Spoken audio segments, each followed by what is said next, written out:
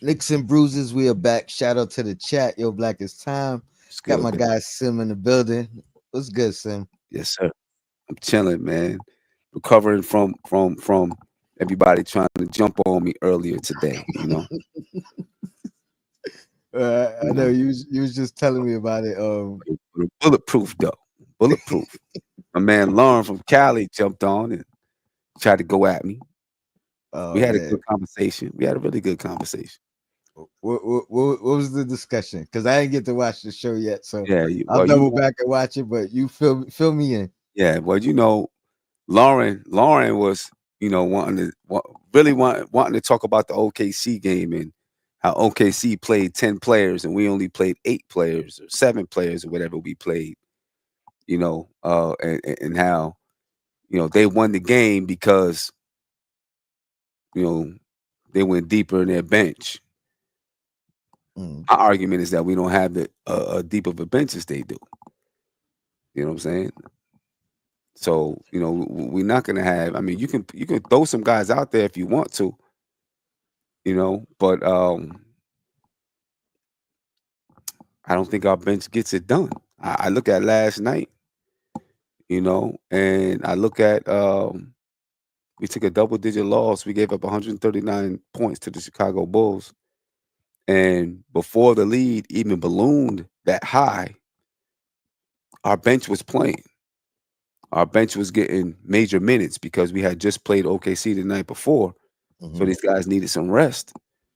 And you start seeing that lead dwindle and then explode for the Chicago Bulls. Shamit played 26 minutes, and I'm not blaming the bench. You know what I mean? But Shamit played 26. I think Precious and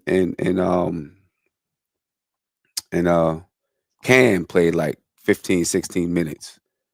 You know what I mean? Brunson 32, Mikal Bridges like 33.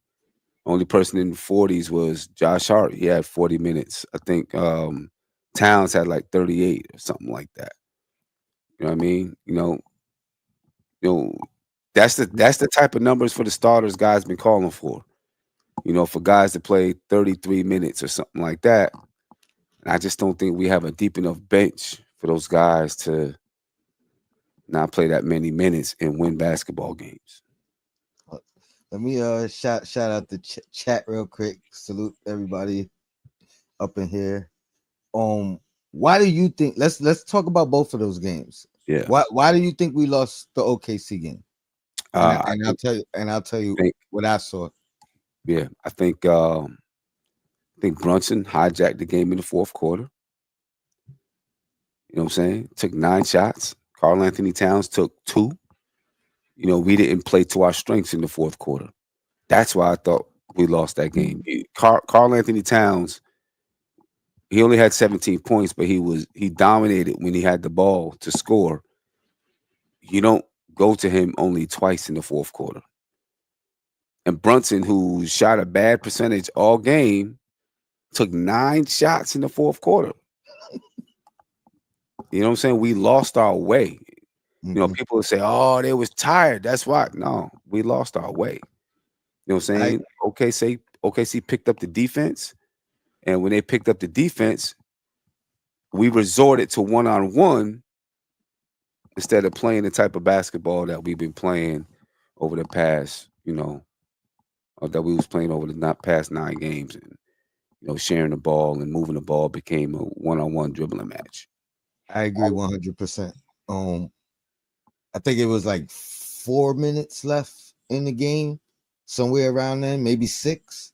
Now I think it was 4 minutes left, and I'm watching the game. Brunson scored a basket. Shea scored a basket. They went back and forth like 2 possessions each, right? And Mhm. but I could tell right in that moment, you know what I mean. I felt like Brunson took it personal. You know what I mean? Like he was taking it as a personal matchup, and like you said, he hijacked it. He went away from Yeah, what was working all game long. With right. you know what I mean? Like we had that second quarter was probably the best quarter of the year for us, and Cat had an advantage. They couldn't guard him. Big advantage. They couldn't They guard him. couldn't guard him in the post. You know what I mean? Like, so that's what I thought killed us for sure. I'm mad I didn't get to. I mean, I did a show after because you told me you wasn't jumping on, but I would have loved to chop it up after that game with you. The Chicago game, I think that was like an outlier. Man, To be honest, that's Kobe White went a tough one, man. crazy. What did he miss? 1-3. Second time Kobe White killed us. I mean, he kills us a lot over the years. You Like, know, I feel like he's made a name for himself against the Knicks. Like, I feel like that personally. Um, he always has a coming out game against us. But yeah, what'd you see in the Chicago game? And I do want to say this though, because you said the bench squandered the lead, but I think they in that Chicago game, the bench kind of brought us back. Shamit, Payne, you know what I mean? They had some real good minutes, I mean, productive minutes. they played some decent minutes, but in the fourth quarter, I felt they played too long. Mm. You know what I'm saying? You know, if I have something to argue with about Tibbs, it was the way he structured the minutes of those guys. You know, I don't like the way he structured the minutes of those guys because when you look in the third quarter, right? Nasty third quarter. That was the reverse of the second quarter in OKC for us. Yeah, when you look in the third quarter, you know, the Knicks get killed 41-17 in the third quarter. You know, they get killed I mean, you give up 41 points in the third quarter, right? So now, okay, now you're down, right? And Dilemma. you know, we're playing, I mean, like it kind of went back and forth. Like we started to come back and then we let the lead go again and we start to come back and we let the lead go up again. You know, and you know, you got Karl Anthony Towns in the fourth quarter played what 10 minutes. Josh Hart played 10 minutes. You know, then I mean, of course, down the stretch, guys wasn't really, the game kind of got out of hand. So whoever's going to play is going to play. Sims, Kolek, Jacob Toppin, Matt Ryan, they all played a minute and 34 seconds. But Cam played 6 minutes. Landry played 8 minutes. Precious played 6 minutes. I mean, I think, and then I don't know. It was just I don't know if he really had a true substitution pattern for how he wanted to use. I don't know Yeah. if he has that down yet. Who's gonna play? Who's gonna play? Who's gonna sub for who and play what minutes? Here's where things get tricky with me for Tibbs, because I agree. You really don't. You can't rely on the rookies at this point. You know what I mean? I do think they could come in and give 3 to 5. You know what I mean? 3 to 5 minutes any given game. But them aside, the rookies aside, this is what is tricky about Tibbs and his rotation and the minutes. When Precious was gone, Sims was in the rotation, right? When Shamit wasn't here, it was Sims, it was Juice, it was Cam. As guys come back, the guys that was getting minutes are relegated to non-existent minutes. So he's still, no matter what, he's still sticking with the 8. You know what I mean? The 8-man rotation when you already had Sims. And I'm not advocating for Sims to play. I'm just saying that you already had Sims playing a rotational role. So now Precious comes back. It's like no matter what, new guys come in, it's still with 8 guys. So you know what I mean? Like if it's obviously he has some trust in Sims. He has minutes he's played. You know what I mean? Same thing with Shamit. Shamit came back. We didn't see Cam for like 2 games. You know what I mean? Like, so it's like I don't know. I mean, I feel I like think he's sticking with 8. I mean, regardless.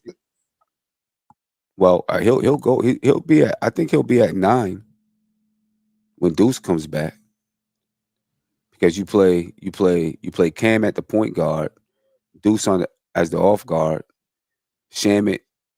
He's 6'5" at the 3, and then you got Precious. So I think he'll play with 9.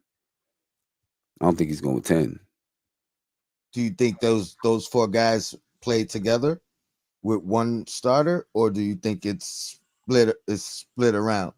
I think we'll probably see some minutes with them playing together. If he's some minutes with them playing together, it could be a mixture of Carl Anthony Towns at the center spot with Precious at the 4, then the other guys filling it in, or it could be either OG or Bridges at the 4. Because you're playing kind of small. And Precious at the 5. So I think it'll be. I still think Tibbs is figuring out those substitution patterns, though. Patterns, yeah. And how it's definitely going to work. And as guys do come back, it does make the patterns more difficult. Like, I'm acknowledging that. You know what I mean? I'm not trying to knock them because, again,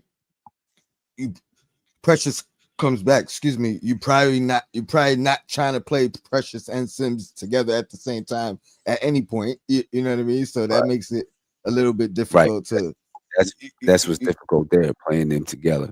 You know what I mean? And then same thing with when you talking about Cam, Deuce, Shamit, you kind of want to have a big backcourt now. You know what I mean? A big 4 and 5 now. So Yeah. you kind of want to use Cat. You know what I mean? You probably want to use OG if you running those 3 guys. In my opinion, like even with OG and Precious and those 3 guys, that's still a small lineup. You know what I mean? So depending on who you're going against, you might not want to run. So it does get tricky. It's not like it automatically becomes easier as guys come back. Yeah. I mean, I think he's got to figure that out. I think this is the answer. I really do. I think it changes the outlook of everything. It makes the puts the people bench in their natural position. Yeah. Yeah. I think it makes the bench deeper. And the starting 5, in my opinion, doesn't lose anything because you got 4 players in that starting 5 that can get 20 plus points at any point in time. Jalen Brunson, and I'm saying if Josh Hart goes to the bench, Jalen Brunson, Cal Bridges, OG Anunoby, Carl Anthony Towns. Those guys can score basketball. If anybody's gonna give you Josh Hart's rebound production, it's Precious. It's Precious. He'll give you that, and he's gonna play defense. He can guard the 2, the 3, the 4, 5. Maybe some 5s. You know what I'm saying? He can help protect the rim. He has a defined role in that lineup. He has a definitive role. Defend, rebound, block shots, set some screens, get garbage points. It also makes the transition for Mitch coming back work better as well, because now you're not worried about a Mitch Precious back lineup. Exactly. And then on the bench, and now you look on the bench, you got Deuce, right, who's going to give you, say, 12 and phenomenal defense. You got Josh Hart that's going to give you 15, 6, 7 rebounds, 8 rebounds, whatever he's going to get, and the number of assists that he's going to get. You know what I'm saying? You got that coming off the bench. And then you got a shooter in you got a point guard in Cam. You got a shooter in Shamit. You know what I mean? You know what else it does too? And you can figure out how you're gonna work, as those guys are coming in. You may not have all 4 of those guys on the floor at the same time. You know what I mean? Because you be playing small, or Cat might be out there with those guys or something, to make them a little bit bigger, but you can figure out ways to move around the lineups as you're bringing them in, and all of a sudden, though, your bench gets deeper just by doing that. And Precious is going to get because he's a starter. Even if he gets 5 minutes in the first quarter and 3 minutes at the end of the second quarter, that's 8 minutes. 5 minutes in the third quarter, you know what I'm saying? That's 13 minutes right there. Mm-hmm. And you still, Josh Hart is still going to get his You know, 38 you know minutes. he is. You Yeah. know what I'm saying? So and you can use Precious at the backup 5. You can use him at the 4. You know, I think that's the answer to make the lineup more balanced and to make the substitution patterns a little bit easier. I mean, that's what I was calling for from the beginning of the year. You know what I mean? So I have no argument with that. That was some of those things are things that I was kind of pointing out with just the balance of the rotations or the Yeah, two units, the balance of the two units. Somebody here, let me see if I'm reading this right. He says the minute Hart Brunson holding the ball even though I think he's saying the minute Hart, without Hart you know, Brunson's holding the ball even more I because don't know I mean about that. Hart is the only guy that kind of relieves Brunson. You know what I mean? Like lets Brunson play some off ball. But And- But I think you could give that ball to McCall now a little bit more. that's what I was about to say because McCall has proved me wrong. I said he's a system player. He's been going one-on-one a little bit more and getting buckets. You know what I'm saying? So now he's proven that he can be a creator a little bit. And this might even make more room for him to create. And what I love more than anything is he has a go-to move. He has a spot on the floor. You know what I mean? Like those are things that when you figure that out, a go-to move or a spot where like I'm money from here, like that changes the whole dynamic of your game. And him in that mid in a post, you know what I mean? On post mid-range fadeaways, he's killing. Yeah. He's killing. And it don't matter who's He's- guarding him. yeah. You know what I mean? It could be Wimby. You know what I mean? It could be Gobert. He don't care who's down there, big, small. Yeah, I do like the idea of that. Do you think this 2-game losing streak gives Tibbs enough reason to because that's another thing. He ain't gonna make a change. I don't think he makes a change after 2. And I'm not advocating for more losses, but I think it has to be like a real turmoil stretch. You know what I mean? Tips ain't changing the starting lineup, I don't think. I don't think he is. I think it is what it is right now. Unfortunately, see, Unless there's, like you said, some turmoil. I think it is what it is. You know what I'm saying? Josh Hart is, if there's if there's a downfall, I mean, listen, Tibbs has his circle of trust. And I think everyone is right. When Tibbs trusts you, he trusts you. He's rocking with you. That's kind of how he coaches. You know what I'm saying? When he trusts you, he's rocking with you. And I'm not against that. You know what I'm saying? At all. That's how coaches are. When you find players that you trust, you rock with them until somebody proves to you that you can trust them too. You know what I'm saying? So I don't have a problem with that, but you still have to be able to maneuver your lineup. And just because you trust this player, there's nothing wrong with coming off the bench. You don't gotta trust him you can trust him as a bench player too. You know what I'm saying? So you got to maneuver the lineup to make it work best for the team sometimes.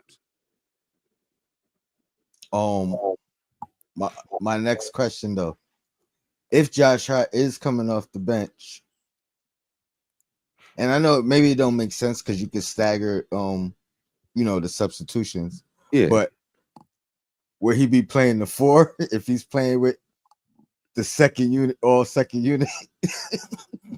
You know what I mean? Because now, If it was an all second unit, probably so. Right now he's playing it too. If it was an all second unit, yeah, he probably would be playing the four. I do like the idea of. I mean, I do think if he's playing in that second unit, I think that does open the door for Kolek to get some minutes. I like Kolek next to Josh Hart, you know what I mean, as opposed to next to Deuce or next to Cam or next to I mean, Shamit, like yeah, whatever three but guard, you know what I mean? Like who's he play over in that lineup? I would say Cam. Like Cam, I would do Cam, maybe Cam Deuce, even Cam Deuce Hart or Cam Deuce. If Hart is at the floor, that's still small, but Mm. you know what I mean. So, but I just think him on the floor, it could open up the door for one of those rookies to play alongside of, you know what I mean, alongside any starter, honestly. But Josh Hart, he could handle the ball. You know what I mean? Mhm. You see Tibbs giving him some point guard duties periodically. I mean, we know what Hart does. He does everything. He can rebound. You know what I mean? Like, so For me, if I'm playing one of the rookies, I'm playing Dottier, right? Um, Especially if you're taking Cam out and you're letting Josh Hart kind of be that facilitator out there on the floor, right? And then you got Shamit, you got Deuce, and then you got another guy who can shoot in Dottier, 6'8", and then you have another big out there, either Precious or Cat. I mean, the problem with both Kolek and Dottier is the defense. Dottier has the ability, I think, to be a good defender, but things that I've seen when he did get in the game, I'm like, I'm a I little think it's a questionable I about his think game. it's a bigger I think it's a larger learning curve defensively for Dadier. Yeah, I feel like Kolek, number one, because of his stature, I feel like people have gone at him his whole, you know what I mean? Like he's yeah, always had to have a little feistiness, a little IQ playing defense because his stature doesn't give him the yeah. ability to defend. So I think he's already used to kind of playing with that curve Mhm. and knowing how to still kind of be productive. I mean, his limitations are his limitations. It is Yeah, what it yeah. is. I mean, I think he struggled defensively with constant minutes in the league. I think that's probably something that they're working on as he's developing. Offensively, he'll be fine. Yeah, he figures it out. He'll be fine offensively. I think defensively is where the real problem is with Kolek. Same thing with Dadier. I think defensively is where the problem is because at his position, It's physical, it's quickness, it's yeah. and you're playing some of the best. Talk about Dadier. You're playing some of the best players in the league at the 3-4 position. Like that's the prime position in the league. You know what I'm saying? So you're defending some like tremendous basketball players. Um, yeah, so I think it's a little tough for him, for Dadier. So he's got to. I think he's talented though. I definitely think he's talented and he can pick it up and learn it defensively. Um,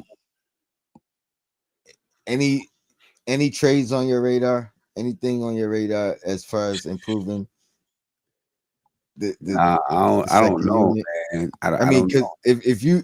if your stance is you don't really think we have enough on that bench to kind of you would think we need to look outside. I do. I do. I mean, if well, if you're gonna keep the starting lineup the way it is, I think you do need to look outside. If you're willing, if Tom Thibodeau is willing to put Josh Hart on the bench, because I think I know the starting lineup got these historic numbers and this and that. Personally, I think adding Precious in that starting lineup makes them better. That's what I think. In the I long only run, agree because of defense. exactly, that's it right there. In the long run, I think he makes them better defensively because they're still going to score. Hmm And he's been showing that he can use his athleticism. He's shooting 38% from the three, shooting just under 1 3 per game, He's right? up to 38. He's at 38. He was at like 42, but he was only shooting like .7 game. Now he's shooting .9 per game, so that's almost one per game. It You must have been that game he hit two. right? But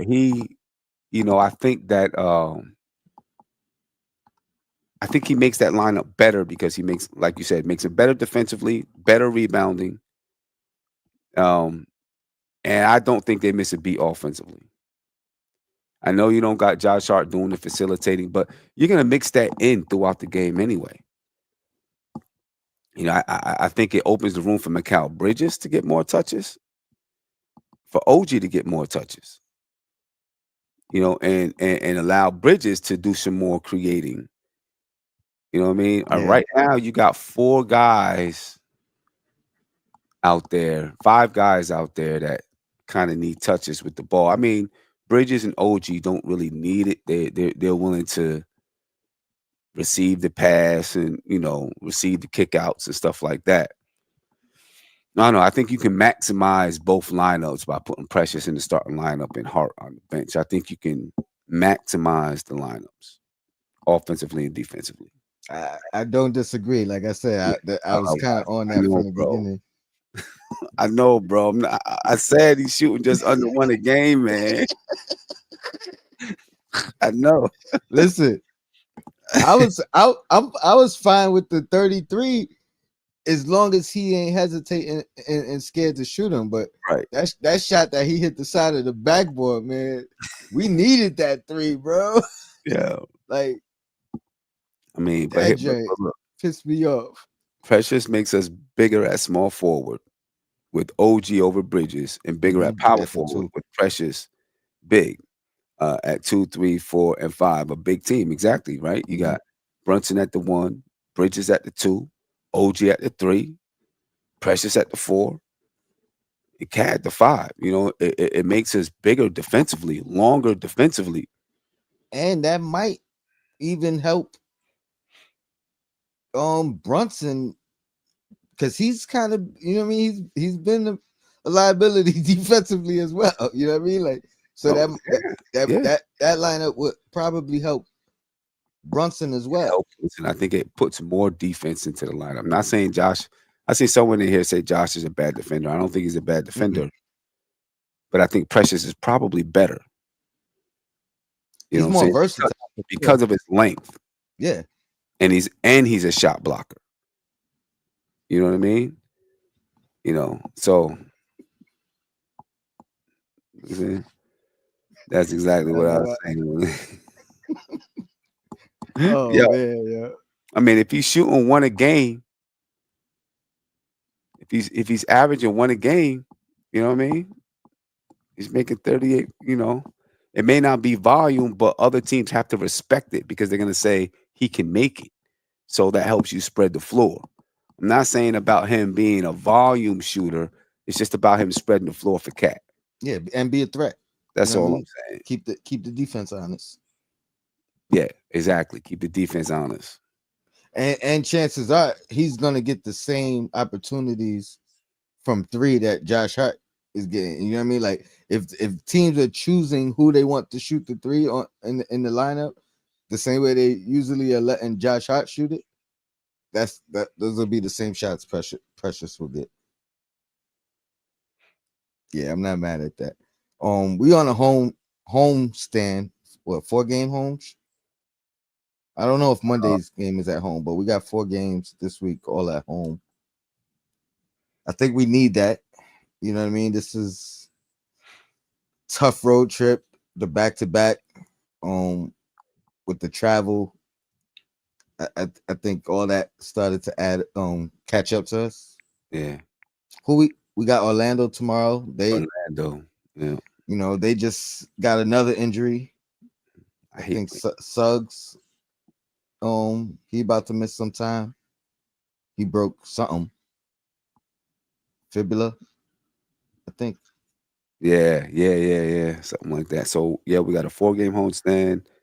One, two, three, four, 5 game homestand. Oh, Monday's game is at home too. Monday's game is, wait a minute. Yeah, it's a home game. Orlando, Toronto, Thunder again on the 10th, the Bucks, the Pistons. Man, I want that Thunder game, man. I want that game so bad. But we Me gotta too. take care of them first two Me too. first. Me too. That's what I'm saying. We gotta take care of them. And Orlando, they're a tough team. 21-16. They're a tough team. Yeah, they remind me of us last year.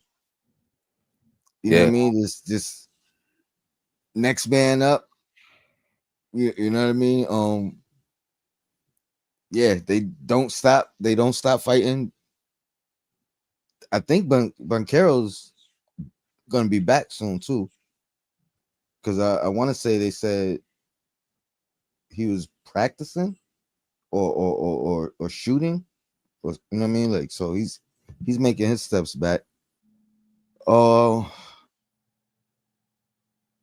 I'm not I'm not worried about this game tomorrow, but I think we bounce back, man. This is only the second time we lost two in a row. So like literally we had the best record in the league after a loss. I think we was 9-1 prior to the Chicago game. right.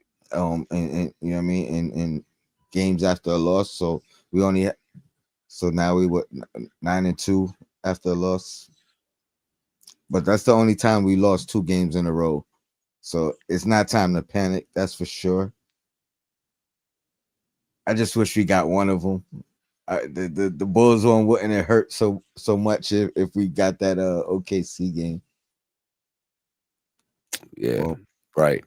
I think if we would have beat OKC, I think we would have beat the Bulls because we just needed to close that OKC game out. You know what I mean? We were leading by double digits. Good portion of the game, we were up by 14. I know they're a good basketball team. They turned it on defensively. SGA's an MVP. You know what I mean? he was my MVP last year. You know what I mean? Brunson aside, but Uh, he was my MVP last year. So I think it's gonna be tough to knock off Joker though. Like Joker's numbers is like crazier than ever. right. But he's number one team in the West, so that might be the deciding factor. You doing a post game pregame tomorrow or I'm not sure what tomorrow's gonna hold because right now, I'm in Rochester and I didn't drive home tonight because of the weather that's coming across through Pennsylvania and Maryland, and it's going all day tomorrow too. So I don't know what things is gonna hold. You know what I'm saying? well definitely keep me posted. The earlier the better because I got some running around to do tomorrow as well. I know Queen will be on Queen's Court too, so that probably give you an out anyway. If you know what I mean, if I you need to can't. I need to make that permanent cover for her. I need to do it tonight because when we was in DC at the game, she was like, "I'm waiting for my cover. I'm gonna make Shout out to the Queen, the whole MBK fan. Um, I'm mad I missed that. What's you got any? You know when the next trip you got planned? I'm not sure. I'm not sure. Um, I was thinking about a Philly game. I think that's in March or April, maybe March. I was thinking about that. Not sure. I'm gonna figure it out though. I also need to figure out some watch alongs. I mean, definitely for the playoffs. Now I'm trying to get there's a spot in DC right next to the arena. The spot we Mm-hmm. went to last year is closed down. So there's a spot called Clyde's Mm-hmm. right next to the arena. You know what I mean? I'm trying to, you know, see if we can get in there and do stuff. I mean, it's the perfect name. It is. It's a perfect name. You know what I'm saying? So I'm trying to get in there.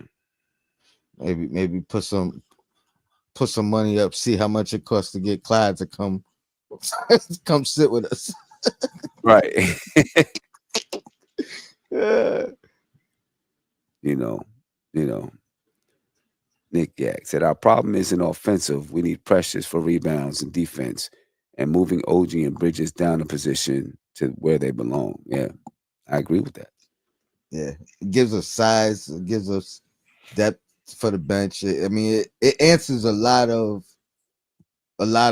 issues. Let me ask you this: what do we lose with Hart going to the bench? Because he's been great all year. I don't expect his game or his play to change with the role. But what do we lose in that unit while he's not with that unit? We may lose transition, Great, right? Because he's a one-man fast break, absolutely. right? So we may lose that in that, in that lineup. But he's still We gonna play with that lineup some, I we think. spoke about Bridges kind of stepping in and doing some ball handling and maybe getting Brunson off ball some. So I mean that could be offset. Um, Definitely the transition though, like just I Yeah, mean in the minutes while he's not there. right. This here, otherwise said putting Precious in the lineup, even with Cat, we no longer are playing 5 out. And we lose, like we said, we lose some in transition.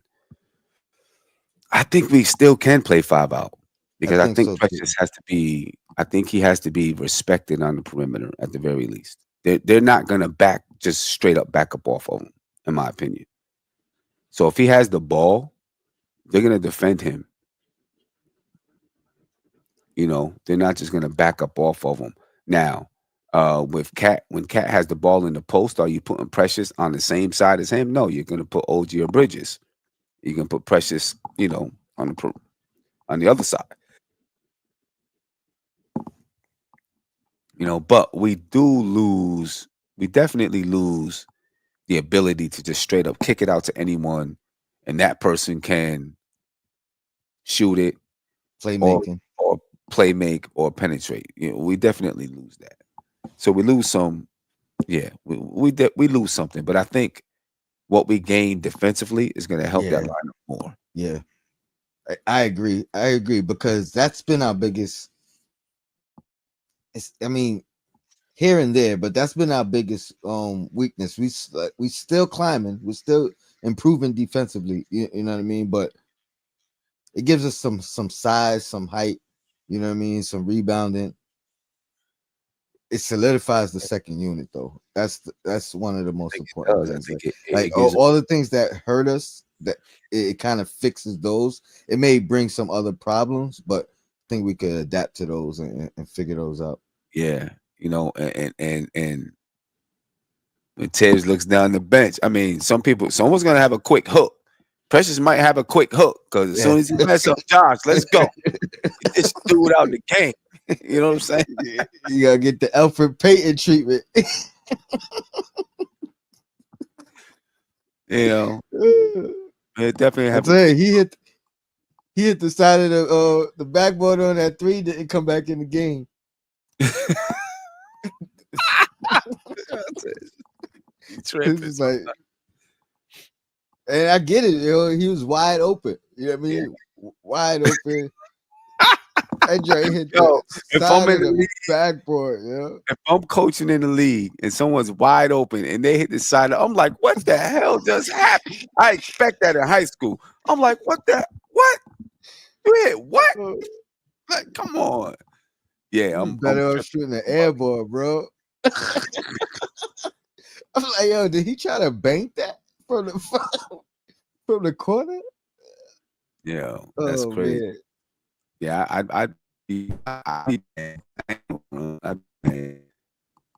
The thing, Josh Hart, if you bring him for Brunson, Hold on, you breaking up. Cal, There you go. I'm there. You can bring Yeah, for you back. Brunson and Cal. You know what I'm saying? Precious. Commit for anyone. Yeah, I don't know. Hopefully my internet is Yeah, it's cutting out. yeah. Sorry about that. Nah, you good. I think you back now. Uh, who was it? Otherwise, he said, "Let's be careful what we asking for, but it might work on the rail." I think I lost him. Let's see who else is in here. Shout out to you guys for tuning in on a Sunday, well, Monday morning, early morning. The coolest 718 said, "I know right now Tibbs is thinking of Burks and Jimmy Butler. Oh man, he costs too much. He would have to gut the team. I'm glad he cost so much too, because I don't think we could afford it. But I'm sure he is thinking about that. Alibi said, remember Obi used to hit the side of the backboard once a game. That's a fact. That is a fact. Who shoot two that's all net, and then one that's up the side. It's usually that first one too, side of the backboard. The coolest. He said that's that storm coming. Yeah, I just had a storm. 4 days straight. It's been snowing. Like it just stopped like 9 o'clock tonight, and they said it's done. So I'm glad about that. Who's that? End game said, I think the Thunder game showed the Knicks can hang, but the bench minutes really hurt. Yeah, that was one encouraging thing for sure. In that OKC game, I wasn't as mad that we lost. I mean, I was mad we lost, but I definitely had takeaways that all right, we could go toe to toe with, OKC, one of the best teams in the league. So that was super encouraging for sure. Yeah, hopefully I'm back and I'm good. Yeah, you sound clear now. You see the Thunder beat the Celtics. End game said, I think they had 27 points in the second half. The Celtics. Yo, the second half, OKC be locking teams down. Like that's the MO third quarter. Right.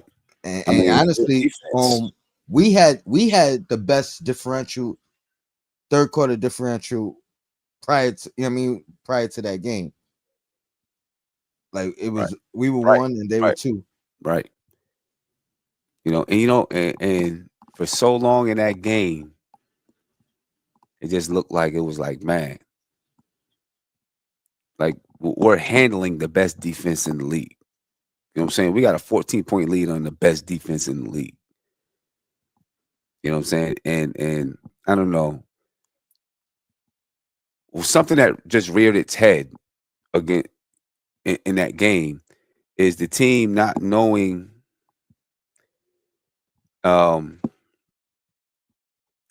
exactly how to proceed against a really good team in a tight situation. I mean, we haven't really been in too many of them. We haven't been into many. We've been in them with not so good teams. Exactly. You know what I'm saying? So that's what, that's a learning experience for the team. I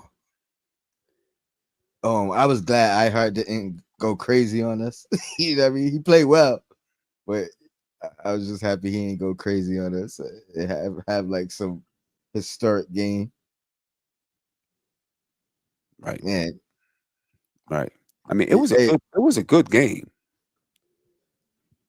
You remember prior to and when we got Brunson, Shea was the main guy I wanted the Knicks to go get. I remember. And he's even better than he was then. Much He's better. even. And he's so smooth. You know what I'm saying? It's like a throwback. You know what I mean? Like it's not about being fancy. You know what I mean? Glitz. I mean, he could do some fancy stuff, but Yeah. it ain't. You know what I mean? Like it's not about posterizing. It's just I'm gonna get to my spot. You know what I mean? Like I'm saying with Mikal, get to my spot, and he's shifty. Shifty. Um. So I'm in the Bleacher Report Knicks chat, and they going it's divided into like the fire Tibbs people and the people they call Tibbs apologists. Yeah. And they just going back and forth. They're like, oh, it's like what's the guy's name on okay on the Warriors? Kaminga's out 3 weeks. Oh, I guess Tibbs played them too many minutes. Yeah. You know, every time I looking at this channel, all they do is apologize for Tibbs. You know, talking about MBK. All they do is apologize for Tibbs. All Sim does, Sim is a Tibbs apologist. Thibodeau. That's what Lauren called him. I'll take it. Should put that on the shirt. I'll take it. You know what I'm saying? Because I know, a lot of people are like Tibbs, because they say he's antiquated. Some things he is. You can't win the championship with him. And my motto is, I'm not saying you can or you can't. My motto is, my thought process is, no coach won a championship before they won a championship. You don't win before you win. You know what I'm saying? And I'm not talking about winning a game. I'm talking about being a winning coach. You know what I'm saying? Like, it takes steps to get there. And you're gonna win, you're gonna lose, but coaches who won championships, there was a time when they didn't. Mm-hmm. You know what I mean? There was a time when they didn't. I mean, how many coaches? I'm sure there's very few, but how many coaches just stepped into the league and right from their first head coaching job won a championship? Steve Kerr. Yeah, Who else? it's not many. You know what I Not mean? many. And it's not like Steve Kerr was there when the team had 17 wins. The team was built. And people will say that he made them better over Mark Jackson, and maybe he did. I'm not discounting him. He's a good coach. You know what I'm saying? But who's to say that the team didn't win the championship with Mark Jackson too? You know what I mean? So, coaches are not just stepping in and just winning championships. My thing is,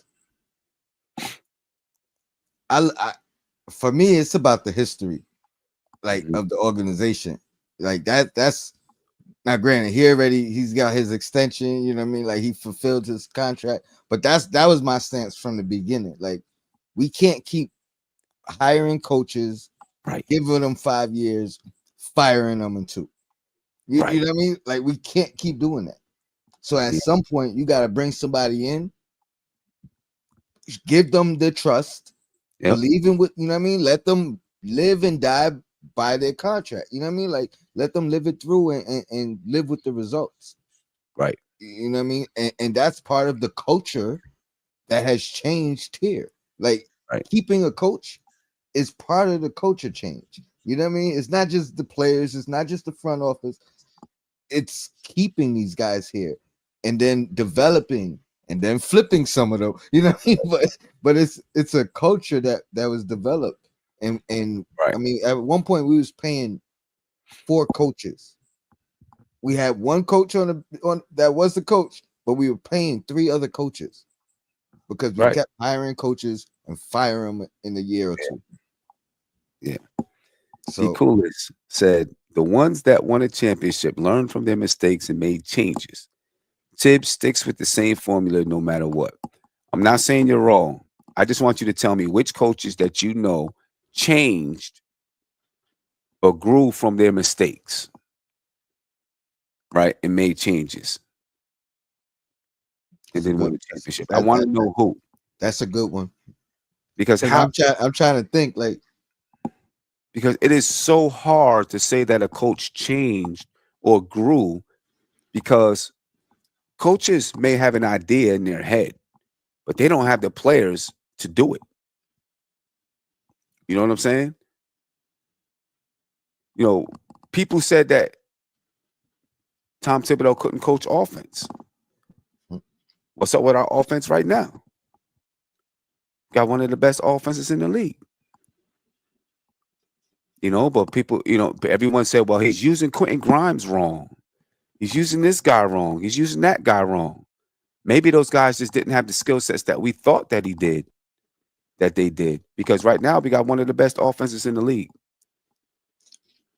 and you can argue that every year he's been here, except one, he's overachieved. Exactly. So now we got what we got. Let's see if we let's see what he can do. You know what I'm saying? So like, how do we know when a coach actually made a change to their philosophy? Because maybe they didn't have the players to fulfill something that was in their philosophy. And then when they got the players, they were able to fulfill what was in their philosophy. They were able to do what their philosophy, or however you want to say it. They were able to implement certain things that they couldn't before. DeCooler said, Spo and Pop, can you explain to me what Spo did and what Pop did to make changes to win? Yeah, because I was gonna say Pop changed and didn't win and hasn't won since. Yep. As far as I know with Pop, you know what I'm saying? He had David. No, I don't even know if he had David Robinson. He might have came the year that Tim Duncan came. But you had Tim Duncan, you had David Rob, you had Manu Ginobili, you had a squad. Tell me what did he do to change? That's what I want to know. And what did Spo do to change? Yeah, as far as I know, yeah, players had to go and fit into what Pop was doing, or peace, see you later. Same thing with Spo. Yeah, you're gonna come here. This is the Miami way. This is the Miami style of basketball. If you don't like it, kick rocks. Go play someplace else. Pat Riley said, "I'm not firing the coach. He's gonna coach, and that's what it's gonna be." That first year with LeBron, he wanted Spo gone. Yeah, exactly. So I just want to, what did they do to change? I don't know what they did to change. They had their way, their style. And if somebody didn't fit in or like what they did, ask what's his name? Jack. Can't think of his name. His full name right now. Jarrett? Nah. He played for the Spurs. I know you're talking about All the Smoke podcast. And yeah. Right? Steven Jackson. Steven Jackson. Ask Steven Jackson. It was Pop's way of the highway. Well, no, he changed. Now, is he good at in-game adjustments? Yeah, no doubt. But even the best coaches in the world go through down times. You know what I'm saying? Look at the Spurs right now. And are they building a good team? Yeah. And Pop knows how to do it. But you had to go through some downtimes. And it's still going to be Pop's way of the highway. I think it's the same way with Spo. And I think Spo, granted, Tibbs doesn't have the accolades of Popovich, but I think they have similar philosophies and similar stubbornness, if you will. I mean, they kind of come from the same tree, right? Pat Riley to Jeff Van Gundy, Tibbs under Jeff Van Gundy, right? Spo under Pat Riley. They kind of come from the same tree. Yeah. You know what I mean? I don't know. But I don't Sim, know, it's a man. pleasure chopping it up with you. Yeah, no doubt.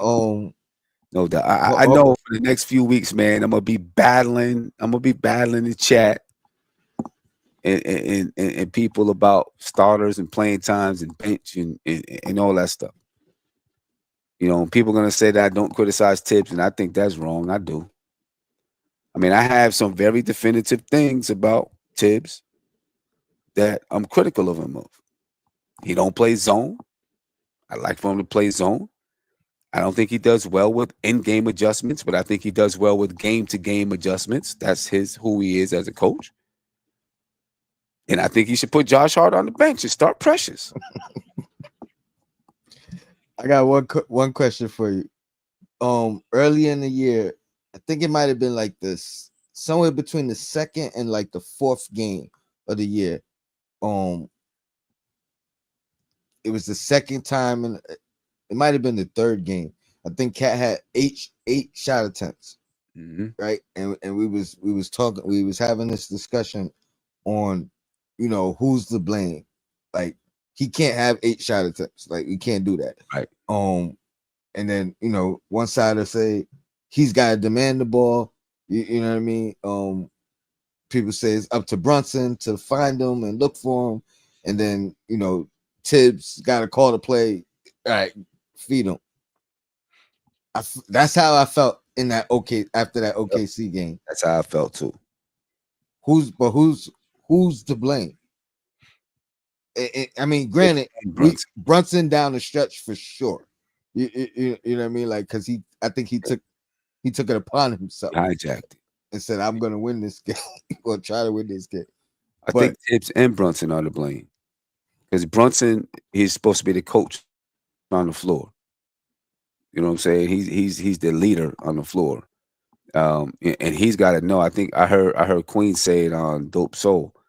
You know, the way that she thought Brunson needed to get better was not scoring more or getting more assists, but understanding and having a better feel for the game. And that's what we saw. Oh, I think I lost you again. Yeah. He got into this one-on-one thing and trying to take over the game, you know what I'm saying? And neglected what our strength was in that game. And I was going to Cat. And then Tibbs allowed it to happen. Right? You're supposed to call a timeout and say, what the hell are you doing? Get the ball to Cat. He got a 6'8" guy guarding him. You know what I'm saying? He allowed it to happen. So it's both of their faults. Now, when it comes down to it, it's Tibbs, because Tibbs is the coach. So Tibbs got to say, hey, we got to get the ball to Cat. You know what I mean? And recognize it in the game. That game. You know what I mean? Like, yep, recognize it in the game. You know what I'm saying? You gotta be able to tell your player, like, what are you doing right now? Get the ball to our big guy. They can't stop him down there. Yeah, that was my sentiment. When it comes down to it, is Tibbs for not saying, because when you're a player, you get caught up in the moment in the game. That's why you got a coach to say, hey, chill out. This is what we got to do right now. So when it comes down to it, that's Tibbs. Ain't no way Cat only gets 2 shots in the fourth quarter. No way. No way. Especially playing the way he was playing. Yeah. And, to Brunson, I mean, he wasn't having a good game. That was my sentiments after the game. I said, this is on Brunson and Tibbs. Yeah. Yep. 100%. I think we win that game. Shout out to Shuttle. He he's saying Tibbs Cat got a actually no, he did agree. He said Brunson hijacked it as well. You know what I mean? But early in the year, we was having that debate, like, does Cat got to call for it, ask for it? But to me, it's a different situation. Early in the year, I felt like he's new to the team. You know what I mean? Like, you can't really. I mean, maybe a little bit, you know, you call for it, you demand the ball, give me the ball, but you know what I'm saying? Your coach got to say, this is what we need to do right now. You know, coach got to be able to say that. You Kevin said, Sim, those three, those three won't happen. Talking about Tibbs playing zone, um, adjustments, Josh Hart going to the bench. You know, they won't. They won't. Well, Tibbs will adjust game to game. You play a team and okay, this is what happened. And he's gonna make an adjustment for the next game. The in-game adjustments. Maybe they're just hard for Tibbs to do. I don't know. D. Coolest, And he said, no perimeter defense is more to blame than Brunson taking shots. Are we talking about the OKC game? I think he's probably got to be talking about that game. I mean, the Because Bulls game. Brunson was barely in the fourth quarter in the Bulls game. I don't know, man. I felt like Brunson, he hijacked it. Like he was trying to win that game. And I'm not, you know what I mean? This ain't a knock because he's done it before. You know what I mean? And he knows he could do it, but he didn't read the game that game. Exactly. You know what I mean? And he wasn't hitting, so yeah.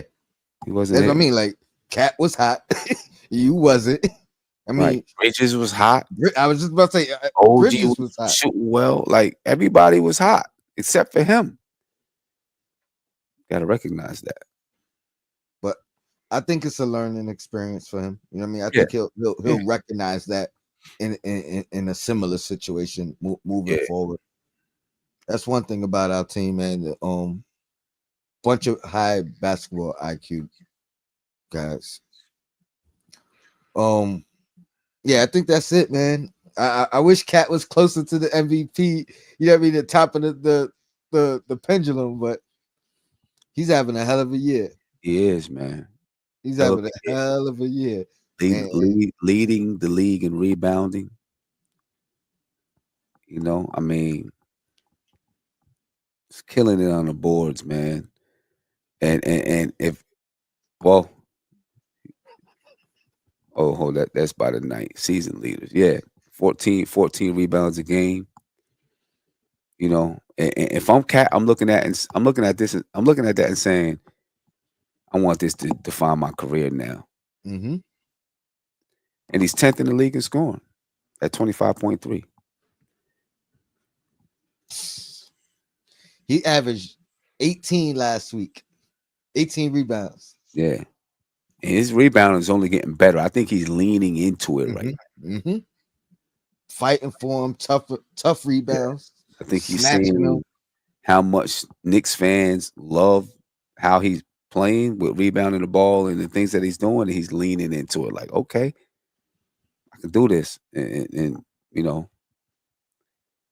trying to dominate at it. I was wondering if it's him being in New York highlighting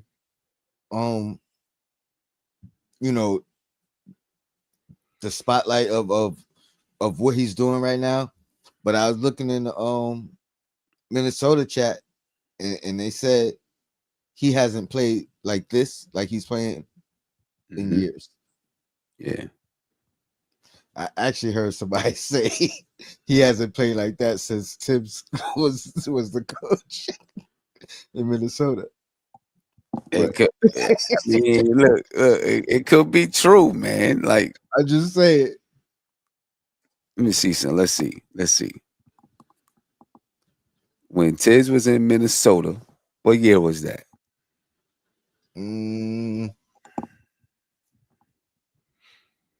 18? No, 16? Well, 2015-16, Cat was a rookie, so it was after that. Okay. So it had to be about 18.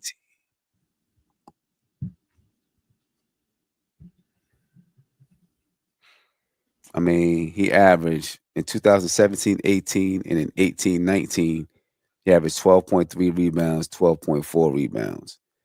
21 and 8, 17, 18, 21.3 points per game, 12.3 rebounds. And 18, 19, 24.4 points per game, 12.4 rebounds. That's probably the one. And then 19, 20, he averaged 26.5 points per game and 10.3 rebounds. And from there, I mean, he averaged 25 points a game the next year, 10 rebounds, but his rebounding numbers continue to start to drop. That's Well, once Gobert got there. they got Gobert, you know what I Mhm. mean? So that made sense that his rebounding numbers would drop. But, you know, he's being a monster on the boards right now. The gag said, fans don't mind Brunson's shot when they go in. Brunson burner. But hate the same shots at the rim that rim out.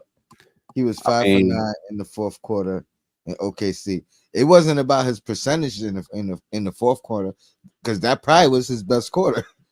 Right. It's not about that. But that wasn't what was that wasn't what got us the lead, and that wasn't what we were doing when we, was at our peak. That was my problem. Right. Even if he would have made 7 to 9. In that moment, I felt like he was going away from what got us the lead. Right. And that's exactly what it is. There's no reason that in the fourth quarter, the second highest person shooting the ball is Josh Hart with 4 shot attempts. Cat has 2. Nah, like Cat should have 8 shot attempts, 9 shot attempts. I get it. He was 5 for 9. That's cool and all, but I mean, there was 22 shots. He took almost half the shots in the fourth quarter. And down the stretch, because he played the last 8 minutes and 51 seconds of the fourth quarter. So he took them shots in 8 minutes. He took 9 shots in 8 minutes and 51 seconds. And reading the game, like I said, they went back and forth on 2 possessions each, 4 possessions. Brunson made one, Shea made one. Brunson made one, Shea made one. I think Brunson started. Brunson missed his third shot. You know what Shea did the next possession? Got an assist. broke the defense down. He changed the pattern. Brunson was was stuck in that mindset. Yeah. It was just, he was in the moment. I ain't mad at him. Like I said, he's won games for us and taking over games in that same fashion. But he went away from what was winning the game. Because when you look at that starting lineup, Josh Hart, 53.3% from the field. OG, 53.8% from the field. Cat, 53.8% from the field. Bridges, 52.6% from the field. Brunson, 39% from the field. And that's with 5 for 9 in the fourth. And that's with 5 for 9 in the fourth. You got to let these guys cook. You know what I mean? Just, He's still Captain Clutch. We ain't mad at him. We ain't mad at him. It's just, it's a learning. It's learning. But yeah, I keep saying we out of here, Sim. Yeah. I appreciate you. Let me know what's going on tomorrow. I'll jump on with you. You know what I mean? If you do travel home, travel safe. If there snows anything like what I've been dealing with the past couple of days, matter of fact, if you could take another day or whatever, you know what I mean? I would love to. I could. Take your time. I'll see what happens on the work front, But, I can work, I can work remotely, but we'll see how it works out. Either way, man, appreciate you. No doubt.